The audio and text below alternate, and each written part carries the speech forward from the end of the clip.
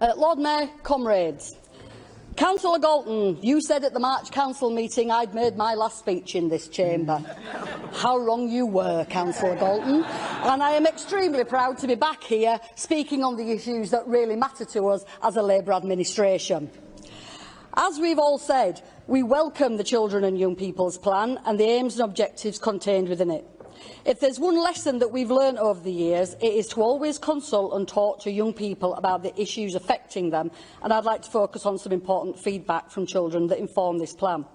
They have said that to them poverty is a growing concern, and this is something we should all be alert to. As Councillor Lamb has said, there are now 1 in 5 children in Leeds who are living in poverty. However, over 2/3 of them are living in households where at least one parent is working, and that wasn't under a Labour government, Councillor Lamb. This is a shameful situation to be facing the 5th richest country in this world. It is even more astounding when you consider that this situation is in this Tory government's gift to change. Our social security system should be there to offer a lifeline when we're hit by ill health, rising costs, unemployment, low pay and changes in our family lives. But between 2011 and 2018, 57 separate changes and cuts to welfare benefits restricted eligibility.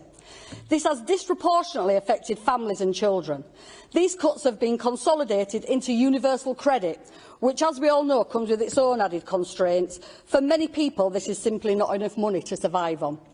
It's indisputable that the rising levels of child poverty seen across the country are a consequence of choices made by successive Tory governments. This was demonstrated even more starkly recently with the government's decision last year to remove the £20 uplift to universal credit, which we all remember and spoke about at the time, a move which we know from official poverty stats has temporarily lifted 400,000 children out of poverty, and it is likely now to have the reverse effect.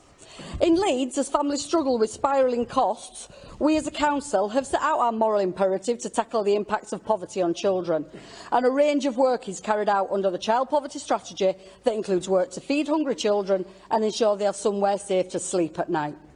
Council, it was previously a statutory requirement for local authorities to have a child poverty strategy, another thing that the Tories have scrapped, along with the child poverty targets. And last year, they also scrapped the dedicated child poverty unit, which apparently isn't needed anymore because they abolished the child poverty targets. You cannot make this up, comrades.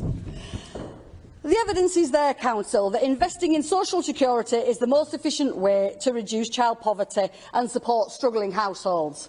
But what is also clear is that poverty will be an enduring blight on children and their families, and a damning indictment of 13 years of a failed and utterly shambolic Tory administration.